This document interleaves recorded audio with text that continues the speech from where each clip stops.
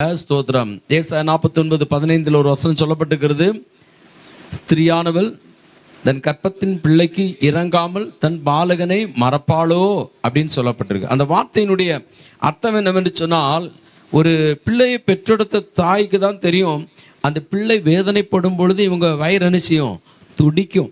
கஷ்டத்திலோ வேதனையிலோ வருத்தத்திலோ இருக்கும் பொழுது எப்பேற்பட்ட சூழ்நிலைமையாக இருந்தாலும் அந்த தாயினுடைய உள்ள என்ன செய்யும், துடிக்கும். பிறந்த குழந்தை ரொம்ப அழுதுச்சுன்னு வச்சுங்க, அவங்க அம்மாவுக்கு எப்படி இருக்கும், கஷ்டமா இருக்கும். ஐயோ எதுக்கு அழுதுன்னு தெரியலையே என்று சொல்லி என்ன செய்யும், துடித்து கொண்டு இருக்கும். அதே போலதான் தேவன் கொடுத்த ஜீவனை பெற்றுக்கொண்டதான மனிதன் பலவிதமான உபத்திரவங்களினாலும் வேதனைகளினாலும் கஷ்டங்களினாலும் அகப்பட்டு, ஐயோ என்னை காப்பாற்ற ஒருவரும் இல்லையா, என்னை கை தூக்கி எடுப்பதற்கு ஒருவரும் இல்லையா என்று வேதனைப்பட்டு கொண்டிருக்கும் பொழுது அந்த வேதனையை அறிந்த ஒரு கர்த்தர் ஒருவர் இருக்கிறார். ஹல்லேலூயா.